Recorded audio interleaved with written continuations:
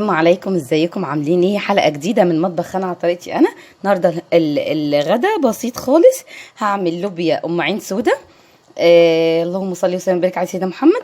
زي ما انتم شايفين انا غسلاها ونقعاها في الميه الاول، لان بتاخد سوا، فلازم عشان ما تاخدش سوا منك لازم تنقعيها الاول في حبه ميه، وبعدين تاخد غلوتين على النار وبعدين تتبخ. وهعمل رز بالشعريه وهسلق لحمه. اول حاجه هعملها هسلق اللحمه. الميه بتغلي زي ما انتم شايفين، بسم الله.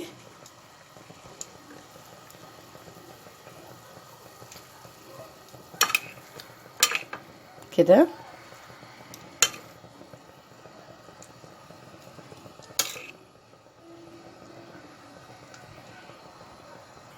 بصوا بقى، الميه تبدا تغلي، اللحمه تعمل شوربه، تعمل ريمه كده، فلازم الريم ده يتشال اهو زي ما انتم شايفين، لازم يتشال من الشوربه، ما ينفعش ما يتشالش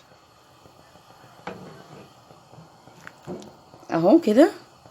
وبعدين ابدا بقى احط البصل والطماطمايه بتاعتي حسب بقى البهارات اللي انا بحطها في شوربه اللحمه.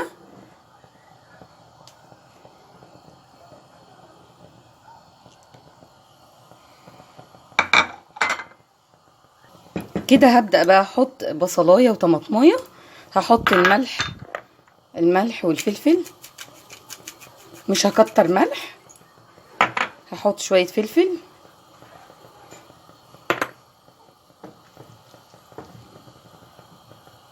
هعمل بقى اللهم صل وسلم وبارك على سيدنا محمد. هعمل الرز، هنزل بالزبده، ساحه الزبده، هنزل بالشعريه. الشعريه بقى هفضل اقلب فيها عشان ما تتحرقش لما كلها تبقى لون واحد، وبعد كده اقوم منزله الرز زي ما انتم شايفين كده. اللهم صل وسلم وبارك على سيدنا محمد. الشعريه كلها بقى لون واحد. هنزل بالعيار بتاع الرز،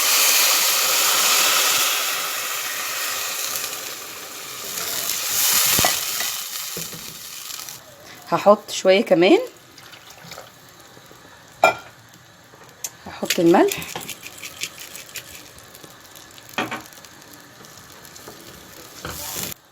حطينا الرز، هقلب شويه اهو، هسيبه لما يغلي وبعدين اقوم موطيه عليه علشان يبقى مفلفل وحلو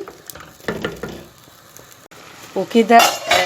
زي ما انتم شايفين الرز اتشرب. هوطي بقى عليه خالص واسيبه لحد ما يستوي براحته.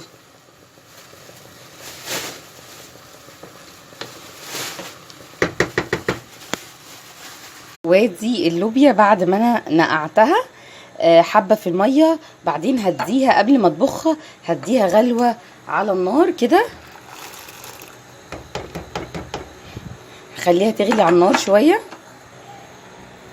هخليها تغلي وهصفيها بردك، وبعدين هبدا اللهم صل وسلم وبارك على سيدنا محمد، هبدا اطبخها.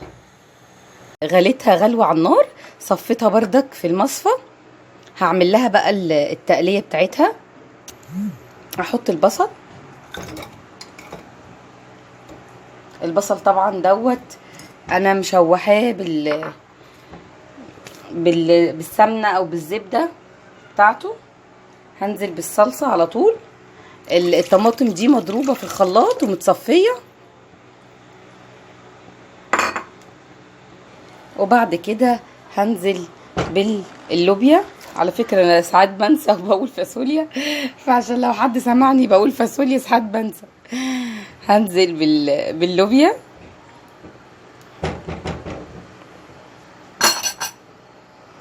وكده. الرز زي ما انتم شايفين هو كده استوى.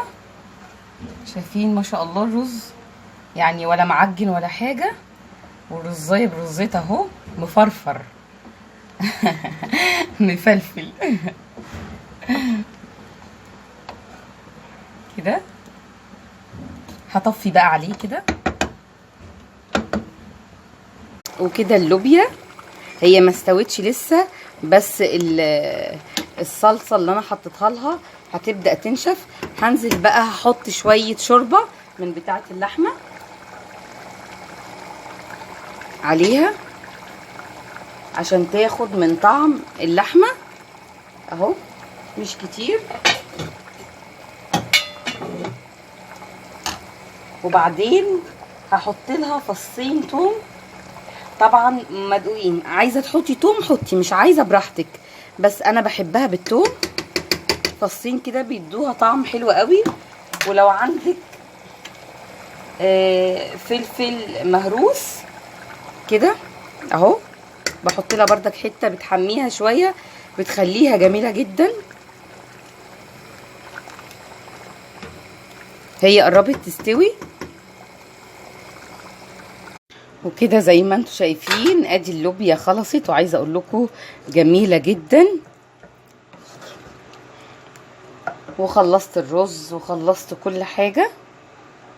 بقى اغرف الاكل. اللهم صل وسلم وبارك على سيدنا محمد. هجيب الطبق دوت واغرف فيه الرز كده،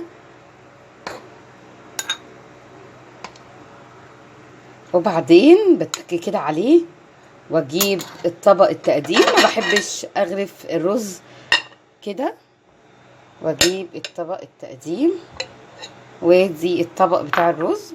دايما بحب احط الاكل بترتيب. وهغرف اللوبيا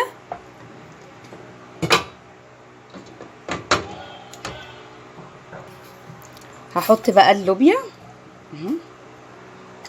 انا بحب اغرف البرامات كده. ودي الغدوه بتاعتي النهارده، رز بالشعريه واللوبيا ام عين سودا، وعملت طبق ملوخيه. اللهم صل وسلم وبارك على سيدنا محمد. واللحمه سلقتها. وعايزه اقول لكم صبنت البوتاجاز وغسلت المواعين ورصيتها، وما خليتش اي حاجه في المطبخ زي ما انتم شايفين كده. خليت الدنيا زي الفل وانا واقفه. ويا رب يكون الغدا النهارده عجبكم. واستنوني في غدوه جديده واكله جديده وفكره جديده من مطبخ خانة على طريقتي انا. ما تنسوش الشير واللايك والاشتراك في القناه والسبسكرايب والتعليقات الحلوه بتاعتكم. والسلام عليكم.